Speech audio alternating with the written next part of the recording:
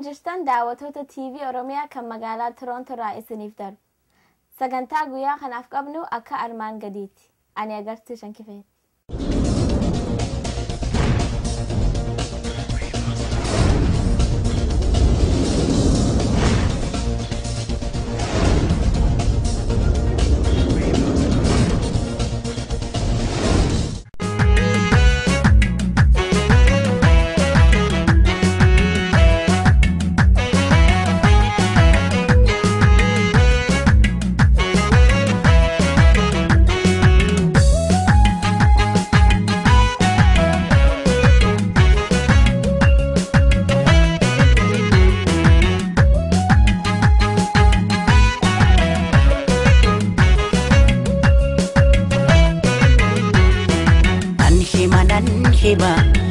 Hima waeke nchallisu argee Oromiyaatiya biyya hayyuu qaroo.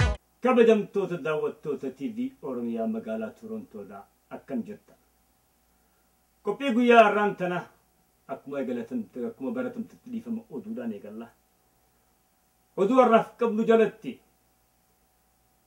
diktaatartichi Itoophiyaa sirni awwaalchaa guyyaa sanbata guddaa takkaafu alhadaa godhaneef awwaalchuma isaa kan laalchisee mootummaan Ameerikaadhaa wayyaanee qaneessite magaalaa Finfinnee keessatti naannoo Awwaareetti guyyaa Jimmataarraa eegalee galgalarraa kaasee hamma ganamaatti namni akka hin sossoone godhame.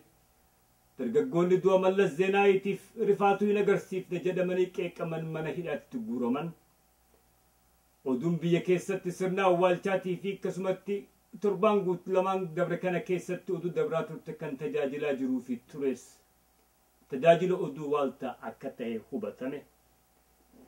Jarmaleen Affaar magaalaa Brussel keessatti walgahii godhatan. Mirgi dhala namaa ammallee Itoophiyaa keessatti dhiitamaa akka jiru saaxilame. Gaazexaan afaan Amaaraa kan Finoota jedhamu maxxansaasaa akka hin facaafne uggurame. Kabajamtoota daawwattoota keenya egaa hangi asii olitti isin dhageessifne kun matootii oduuti. Dhageessisaan oduu tanaatiis Amasayyooti ammaan tana matootii oduu. Sirni awwaalcha diktaatara mootummaa TPLF Itoophiyaa Mallas Zeenaawii guyyaa alhadaa takkaafuu sanbata guddaa jechaadha birraa bultii lamaa gaggeeffame. Sirna awwaalcha isaa kanarratti magaalaa Maqaleetii fi magaalaa Finfinnee gidduutti waliin banuudhaan sirni awwaalchaa kun kan dabraa ture yoo ta'u afaan Amaaraa, afaan Ingilizii, afaan Faransaayitii fi afaan Arabaatiin dabraa ture. Sirna awwaalchaa kanarratti afaan guddaan biyya san keessatti uummanni dubbatu afaan Oromoodha. TV miidiyaa guddaa isaa irratti dabruu dhabuun isaa mootummaan tun ammallee uummata Oromootiif tuffii hagam takka akka qabdu waan dirree baasee agarsiisu. Kanuma walitti hidhuudhaan mootummaan Ameerikaadha.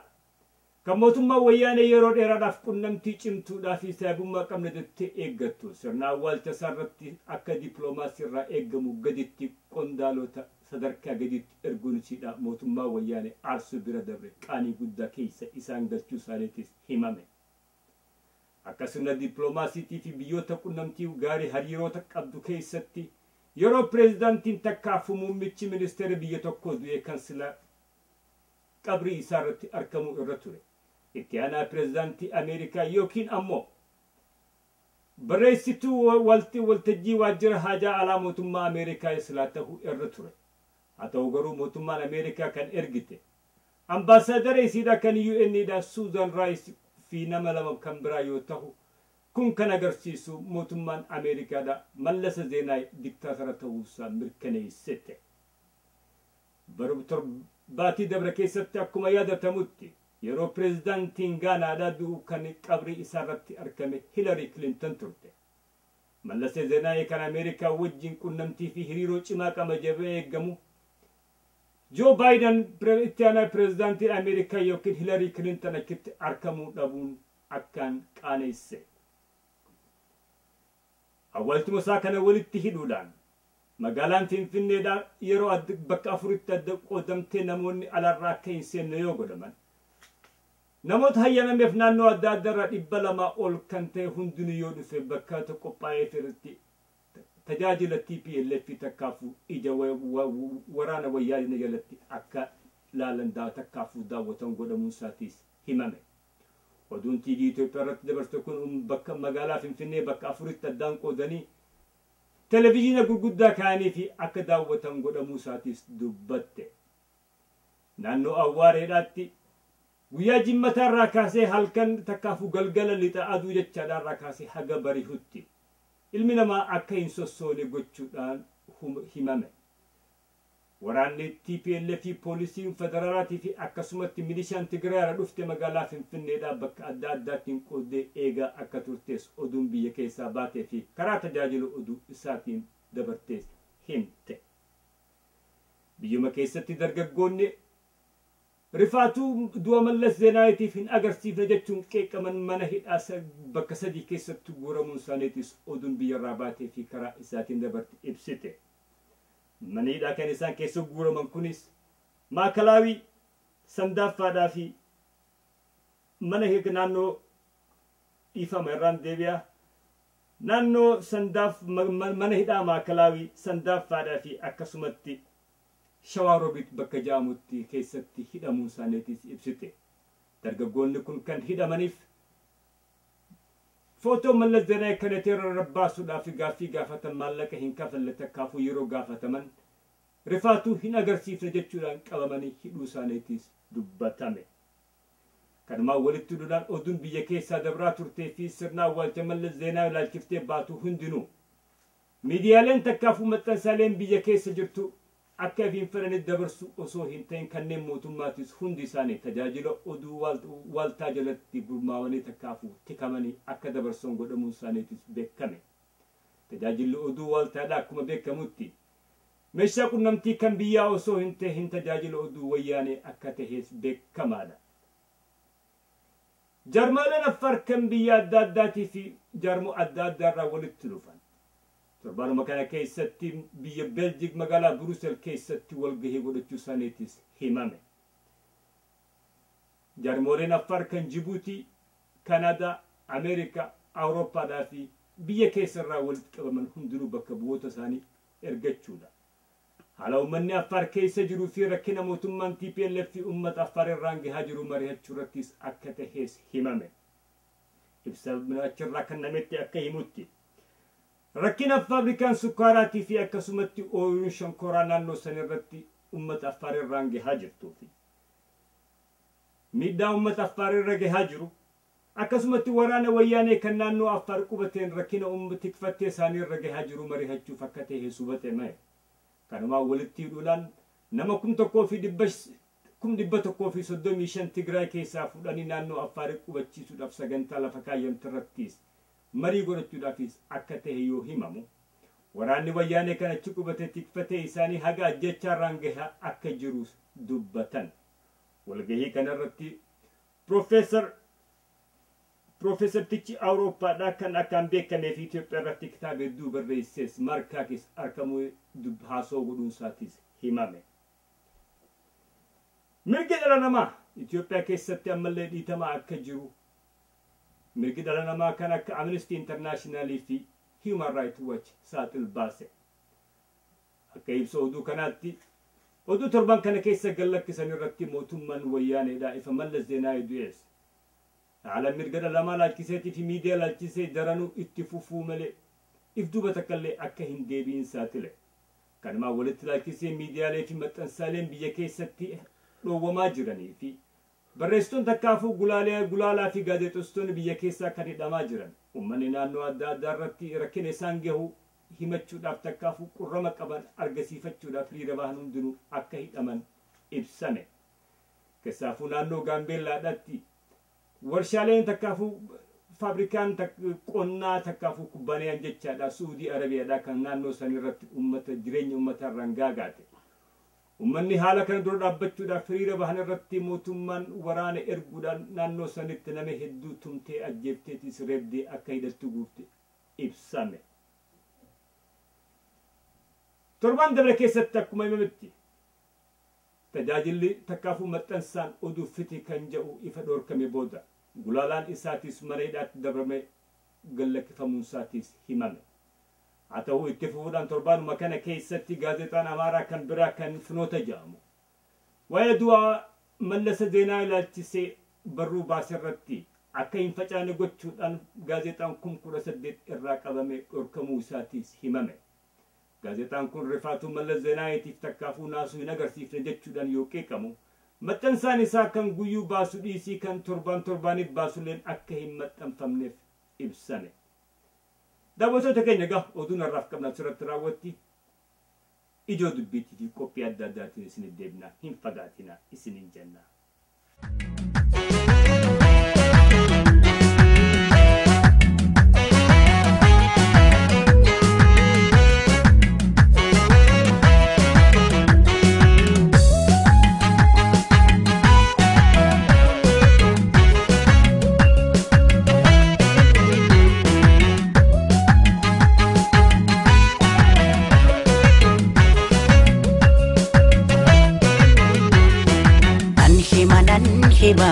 Nan hima waa'ee kee callisuu argee Oromiyaa tiyya biyya hayyuu qaroo. daawwattoota keenya ammas as deebiitiin jira ijoo dubbiittiin isin deebisa. ijoo dubbii har'aaf qabnu jalatti barnoota fakkiitiin irratti waa jajjaba. har'aan tana akka barnoota fakkiitti kan hin dhiheessuu fedhu saba xiqqaa nuu gadi kan gaaffii isaatis nuu gadi saba Affaar. yeroo har'aan tana diktaatartichi Itoophiyaa du'e keessatti yeroo saboonni adda addaa mootummaan san duuti isaa biyya guutuudhaaf ummata hundaaf naasuu fi rifaatuu akka taate fakkeessuudhaaf waan qabdu miidiyaalee qabdu hunda hiriirfatte akka sirna dargiitti namoota dalagaa irraa baaftee hiriira baasifte dhaadannoo sirna dargiidha. qabsaawwan duus qabsoon hin duutu waan jedhuuf duuba deebi'anii yaadachuudhaan ummata hiraartan keessatti isaan tana keessaa qooda hin fudhanne.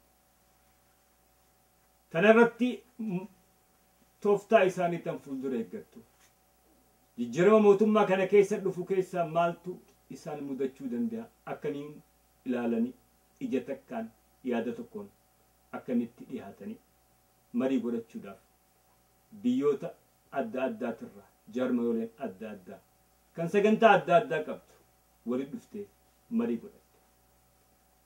akkuma oduu irratti hunetti biyya Beeljiik magaalaa Bruusel keessatti walgahii guddaa godhatanii alagaa diccimtuu isaa firratanii har'aan tana akka saba cibaatti if mul'isanii jira. jaarmayoolee walitti qabaman tan biyya keessa jirtu hayyama mootummaa jalatti tan mootummaa biraa keessa jirtu biyya Jibuutii irraa jaarmayooleen ala jiranis biyyoota Afrikaa dhiifama Ameerikaa Kaanadaa Awurooppaa hundarraa bakka hundarraa walitti dhufan. yaada addaan faffaca'insa jaarmayooleetis yoo ilaalle kan mootummaa keessa jiran irraa kaasee hamma kan qabsoo hidhannoo fufutti hunda isaaniitiin walitti dhufe. rakkina isaan irra gahaa jiru ummata isaanii karaa siyaasaatiin karaa jireenyaatiin akkasumatti keemikaalota faabrikaa irraa bahuu fi warshaaleedhaa fi qonniti takkaafuu ooyiruu naannoo san irra godhamu miidhaa ummata isii irraan gahaa fi geehuuf deemtu hunda if dura mari'achuudhaaf. ummata Tigraay irraa nam 135 akkitti qubachiisuudhaaf saganteeffamee jira. odoo ifa irra qubatan booda haasawuu osoo hin ta'in akkamiin firraa ittisuu dandeenya mari'achuudhaafis if dura qophaa'an. nu har'aan tana eessa jirra?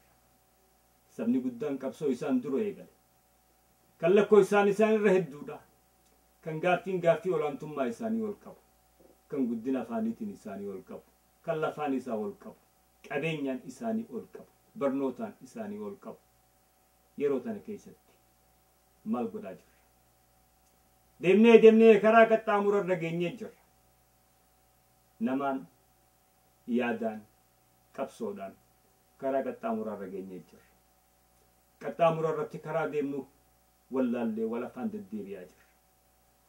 arrantana akkanama traafika ifaa diimaa keessatti wal afaan garagalee tahaa jira kana keessa akkamiin baana akkuma maandura siniif miidiyaalee Oromoo adda addaa irratti faca'etti hogganoonni keenyas gareen rifaatuu Mallas Zeenaawiitiif agarsiisaa jiran fakkaatti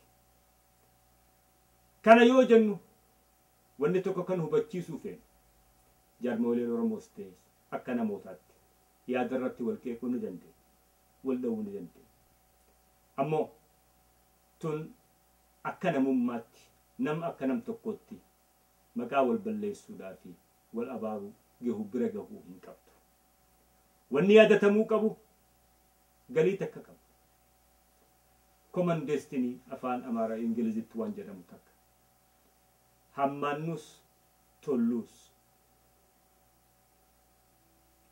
gaarii taanus badaa taanus ummata tokko karaan itti addaan baanu hin jiru kanarraa qabsaawaa jennuunis kan farra qabsoo jennuunis ilmaan Oromoodhaati afaan tokko qabna aadaa takka qabna biyya takka walitti qabna yaadaan gargar baaneef qaamaan gargar hin baanu yaadaan gargar baaneef waliin balleessinu waliin facaafne ilmaan Oromoodha wal facaafne wal bittinneessine wal abaarre dhagaas walitti harre ammoo bakki jiru laala arrantana yeroo mataa walitti qabatanii yaada adda addaa kan faffaca'e kana walitti deebisanii karaa sabummaa saba tokkicha kana akka angootti yaadachuu osoo hin tahin dhimma mataa ifiitii fi jaarmee tokko irratti hirkachuu osoo hin tahin dantaa sabaa sabichaa biyya miliyoona 40 ol kan nu duuba jiru san laallachaadha kan nu eeggachaa jiru san if dura qabaadha gatteenye yeroo mari'atamu geessee jirti qophii ammaan dura dhiyeessin irrattis manguddoota Oromootii fi hayyoolee Oromootiif waamicha goonee jira arallee irra deebi'a yeroon amma tanarraan tana yoonii fi hayyuun irra qabnu kanas hin baane manguddoon irra qabnu kanas hin baane boruuf hin eeggannu du'aaf hin eeggannu awwaalchaaf hin eeggannu yeroon geesse walitti qabamne marii haa goonu jenna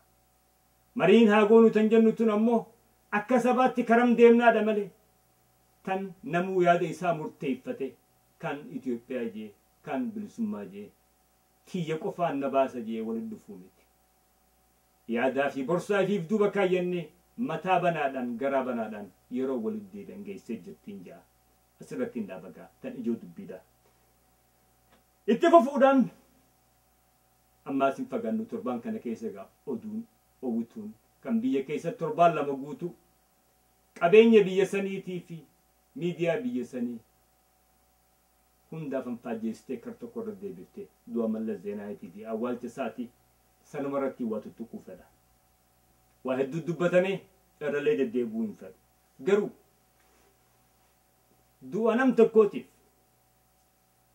torbaan lama guutuu biiti akka boochu hujiin akka dhaabbattu miidiyaan hundinuu akka fuula isaa hujii isaa gara sirratti deebisu qabeenyi hammana hin ja'amne akka ganne qabu kan godhameef maaliif Mallas Zeenaawiidhaa ergamaa rabbii taheeti moo maaliif wama lama iseen kan duraa diktaatarri tokko hoggaanii fi lubbuun jiraatu waan hojjete waan beekuuf jecha ifa du'ees maqaan isaa akka jiraatu fedha sirni akkanaa kan argame awwaalchi akkanaa kan argame Noord Kooriyaa qofa keessatti arrantana biyyoota hedduu ummanni ollaatii fi alagaadha ummata Itoophiyaa jedhu akka ummata qaanawaatti ilaalaa jira kun kaniin afaan gurra kiyyaan alagaarraa dhage edaa isin ummata joolleedha ummanni Itoophiyaa jedhamu kun anilleen Itoophiyaadhaa miti an Oromoodha jee falmadheetilleen jira jalaa bahuudhaaf ummanni Itoophiyaa fi hin jiru ammoo qaanii keessa seenuu isaanii himachaa jira pireezidaantiin takkaafuu piraayim ministeriin duutii kan eegalamte addunyaa irratti Mallas Zeenaawi irratti miti biyyoota adda addaa kan isaa olii nugusaa fi hundinus du'anii jira. Kan akka Itoophiyaatti ammoo dirqii nama boocisan kun hin jiru. Akkuma harree futukatti nama boocise, kan ajjeese, kan hidhe, imimmaan ammallee yaa'aa jiru kan qoodiin beekan. Kana haqachuudhaaf, kana goggoysuu fi dhoysuudhaaf duuti Mallas Zeenaawiidha.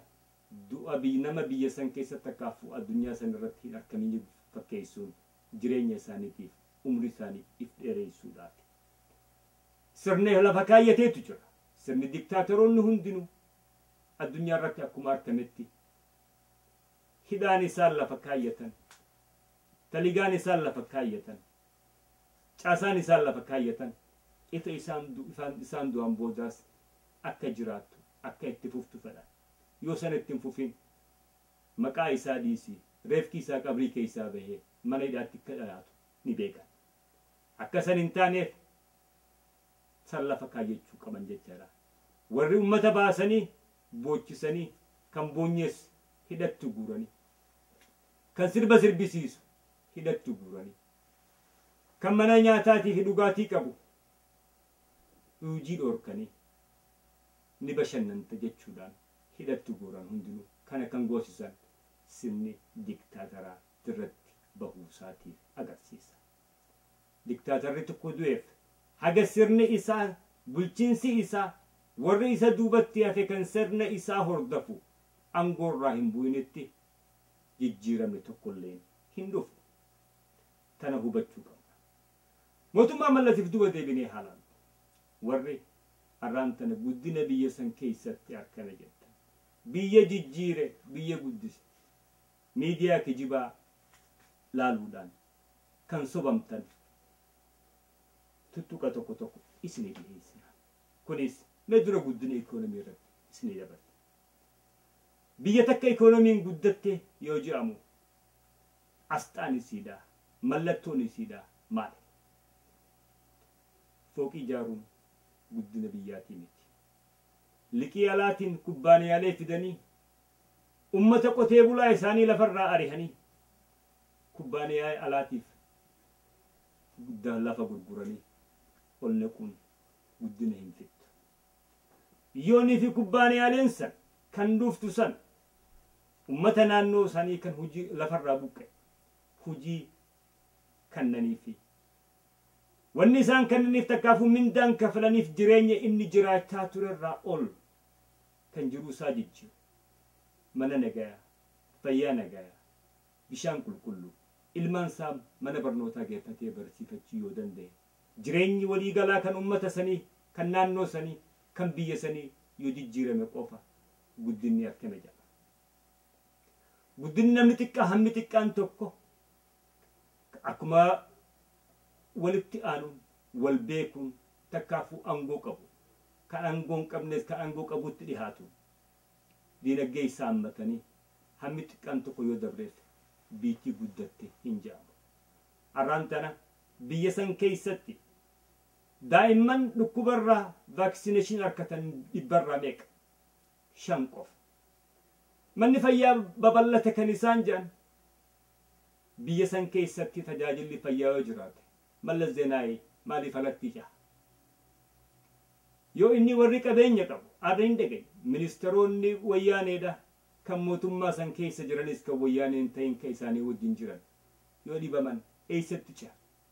South Africa dhaqeechaa dhagaye, kan Kuwait dhaqeechaa dhagaye, kan biyya Awurooppaa biyya adda adda deeme jechaa dhagaye. Yeroo qondaalonni biyya saniin deemu kan biyya saniif fakkii taana jiru guddifna jiru fayyaa isaaniitii fi ilmaan isaaniitii fi warra isaaniitiin alatti oriyan kan biyya san keessa jiru maaltu hafeef achirraa madaaluu danda'ama. Biyya addunyaarraa Itoophiyaan guddinaan arra biyya meeqaati? Biyya 187 keessa 175 jirti. Tun taniin anjee osoo hin jahin United Nation Development Program irratti dhaqxanii websaayitii yoo laaltan guddina biyyootaa yoo laaltan eessa jirti achirraa madaaluu dandeessa. Kan lammadaa wanni ilaalamuu qabu yeroodha. bara 1990 fi haga 2006 guddinni Itoophiyaa keessa qofatti hin dhufu. Guddinni addunyaa tana keessatti argame kan ikonomiitiin jechaadha. Seenaa ikonomii addunyaa keessatti kan argamee hin beekin kan fuulduraaf illee ni argama jedhamee hin eeggamu. GDP'n takkaafuu inkamni takka galiin addunyaadha, uummata addunyaa jechaadha dachatti ol kaate. Kana keessa uummata alaatiif lafa gurgurtee ol naquudhaan Itoophiyaanis xiqqoo seentee jirti. Mee qabeenya biyya sanii keessaa tokko tokkoon akkaataa itti dhimma bahame haalaallu. Arraan tana albuuda biyya keessaa bahu keessaafu warqii yookiin dahaba jechaadha. Biyya san keessatti qabeenyi sida toonii 500 akka gahu himamee jira. Kana ammaan tana bahaa jiru amatatti toonii 4. Tooniin 4 amatatti maallaqni inni galchu doolaara biliyoona 1.7 doolaara Ameerikaatti jechaadha. Eessarraa baha? Laga Dambiidhaatii fi laggeen naannoo sanirraa baha. Kubbaaniyaan kana qabu albuuda kana baasuudhaaf qabu Midrook kan jedhamuu fi kan Muhammad Alaamuddiidhaan geggeeffamu takkaafuu qabeenya isaatiin deemu. Alaamuddiin meeqatti bite? Akka dhagametti miliyoona 170 qullaan bite. Albuuda biyya keessaa baasuudhaan amata tokkotti doolaara biliyoona 1 fi miliyoona 700 baasu inni 170 qullaan baafatee bitate jecha. Mootummaan guddina biyya takkaatii fi uummata takkaatiif yaaddu. Qabeenya hammana baasu amatatti hammana baasu. Akkamitti gatii hammanatti gallakifte. Wallaalaa miti gowwaadhaas hin seena. Arraan tana kontraata Itoophiyaan kambaaniyaa alaatiif kennitu kan dirree bahee uummata duratti haganatti kubbaaniyaan haganaan dhiyaatte kun haganaan dhiyaatte jedhamee sirna transparent afaan Ingiliishiin akka jedhamutti dhiyeeffamu kan. Hundi kan dhageenyu ifa kontiraanni kenname booda albuuda akkanaa biyya keessaa baasuudhaaf kubbaaniyaan akkanaa kontraata fudhatte kan jedhu qofa. Kubbaaniyaan tun haga itti fudhatte hin himamu. Sirna addunyaatii fi biyyoota sirna dimookiraasiitiin deeman biyyoota guddatan keessatti ummanni biyya sanii haga itti bitame beekuudhaaf mirgaas qaba gaafachuus danda'a. Itoophiyaa keessatti yoo gaafatte maaltu sitti dhiyaata arraan tana? Maaltu si mudata? Naannoo kubbaaniyaaleen itti dhaabbatan albuuda baasuun itti eegalaman, warshaaleen itti eegalaman, qonniti commercial farming takkaafuu qonniti naggadaatti eegaltu kan qotee bulaan naannoo sanii jireenyi isaa jijjiirameef as fiddani. Guddinni yoonii fi uummanni san jireenya isaa jijjiirame. Akkuma adeemu tuqetti kan Alaamuddii san fakkeenyaaf yoon tuqe mootummaan san qondaalonni san gowwaadhaaniti. Arraan qabeenyi Mallas Zeenaawitii fi haadha isaa doolaara biliyoona 3 akka ta'ame eega. Kan isaanii gadi ammaan duratti tarrifamee baafamee jira. Maxxansaa ammaan dura bahe irratti. Erga akka jirutti hundinuu Tigreedha. Waan hamma nama xiqqaa tokko hin ta'in. Eessaa fida? Naggada kam qaba? Biizinasa kam qaban kan Tigroonni billisan akkasitti sooroman. Qabeenya isaanii ilaaluudhaan fakkeessuudhaaf kubbaaniyaa alaa liqii liqeessanii qabeenya biyyaa ifii kiisha kaayyatanii baankii alaa keessatti guurratanii liqiidhaan biyya liqii keessa naqanii fooqii ijaarraa agarsiisaa jedhanii tun biitii guddatte jedhan. Kanaan hin gowwoomina. Biitii takka kan guddatte jedhamu guddina teknoolojii kan amma addunyaan keessa jirru keessaa yoo fuuldura deemte qofa. Jijjiiramni ummataa yoo argame qofa. Arraan tana barnoota meeftuu bahaa deebinu. Ijoollonni keenya baay'een barnoota baranne jenna. Meeqarraa bahan arraan tana? Kiflii 10 irraa bahan. Kan hiree harkateetu yuunivarsiitii seena kan qabeenya warri isaa irraa kafaluu danda'e. Biyya alaa kana keessa warri waliin jirru ilmoon takka kutaa 10tti umriin si amata meeqa? Amata 14. intalti daa'ima dubraa amata 14 tan kiflii 10tti hindabarra yuunivarsiitiin seenuu hin dandeessu janeechi gabbaasan maaltu isii mudata eessa deetti hujii harkatti amata 14tti kan yuunivarsiitii irraa eebbifamee befeeru hujii hin qabu hin harkatu kan mootummatti dhiyaatee takkaafuu OPDO tahee itti dhiyaate takkeen hujii harkata kan digrii isaa qabateetti haadha abbaa isaa biratti hin gala guddinni arraan tana dhaadheeffamu wallaalaan dhaadheessitan kana intalti arraan tana mali biyya keessaf duuba deebi'ee alaala daa'imman bara umriin isaanii 13 14 15 kan diqaalaa horanii mana keessatti deebanii qaanii warra irratti buusan ifduu yaadadha gaafadha iyyaafadha yoonii fi san hubattan qofa kan guddinni mootummaan tun fide artifishaala ta'uu kan beektan artifishaala ta'uu isiidha kan agartan mallas Zeenaawii dhiyoo torban tokko booda biyya san keessatti warri hafe maallaqa doolaaraa hin qablu jechuudhaan labsanii namni akka hin sharafannes dhorkan eessa deeqa biitti qabeenyaan sooroomne jettu akkamitti daldala isiidha kan guddina biyya sanii fuuldura tarkaanfachiisuuf doolaara dhabde midaalaadha ija madaanaatiin laalaan isinin ja'a kanuma irratti hin dhaabagaa kabajamtoota daawwattoota keenya qophii tana fakkaattuun torbaan dhufu hanga muloo hanga walitti dachaa nutti nagaan jiraadhaa jechaa kan isin dhaammatu Amasayyootii fi obbo Tumsaa Adam Umarii fi akkasumatti Garbii Nuureetii nagattiin isinin ja'a.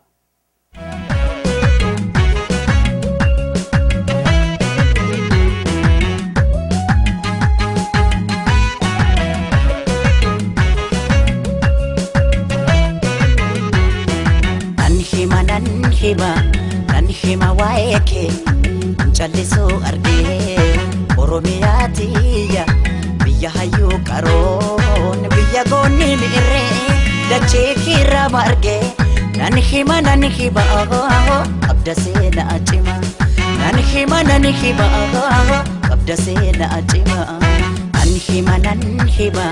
nanhima waeke jallisu argee Oromiyaa tiyya biyya hayyuu qaroon biyya goonni miirree dachee kirra margee nanhima qabda seenaa cima nanhima qabda seenaa cima.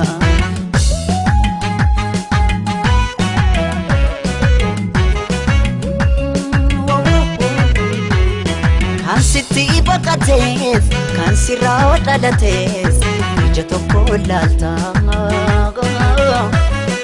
ormaaf firan jettu kan beela'eef laata hundaaf gara laafta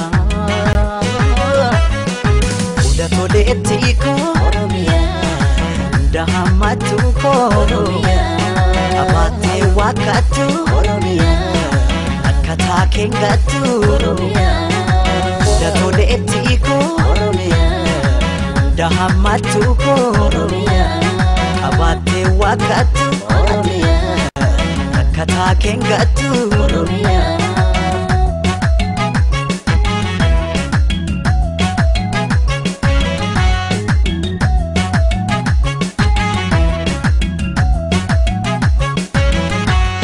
kanino rekabu isini ambanko oton abu dabu Mafta ecarranko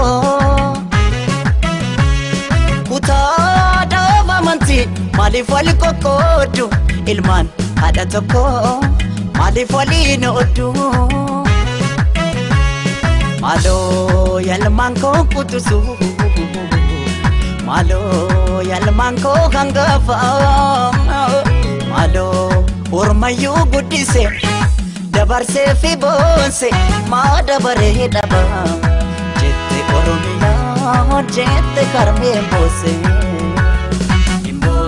Oromiyaa tiyo sore ko sore et botono ti jiru naftu bode et Oromiyaa tiyo sore ko sore et botono ti jiru naftu bode et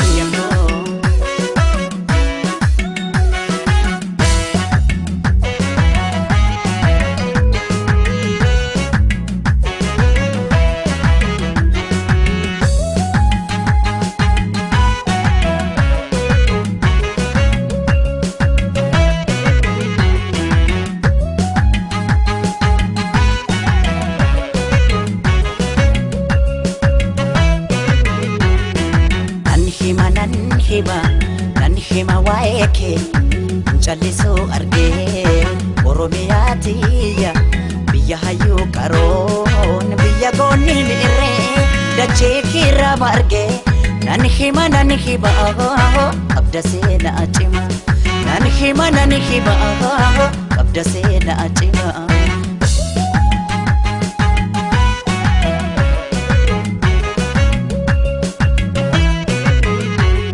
Fincaa'aa fi gibeen suma keessa jiru dachee keerra jiru dukkana biyyarraa ifaatti jijjiiru Bunaaf albunni kee Oromiyaa madda galii biyya Oromiyaa allabdee rakkata Oromiyaa tiyya Bunaaf albunni kee Oromiyaa madda galii biyya Oromiyaa allabdee rakkata yaboonsituu tiyya Oromiyaa.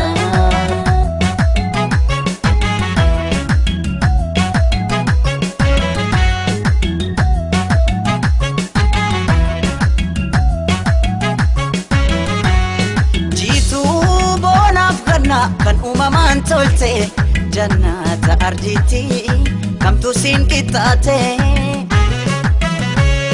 qabeenyaa kee gamtaan eeggannee guddifna duree ta'uu kee addunyaaf mul'ifna egaa oolmaan kee dachaadha egaa yoom himamee dhuma egaa qabda seenaa boonsa kumaatama ada jechuun biyya jechuun anaaf Oromiyaa dhuma biyya sirna gadaa madda walqixxuu gaaddisa odaan kee mallattoo eenyummaa Oromiyaa tiyyaa sooreetti otoo nuti jirru inaaftu booddeetti biyya sirna gadaa madda walqixxuu gaaddisa odaan kee mallattoo eenyummaa Oromiyaa tiyyaa sooreetti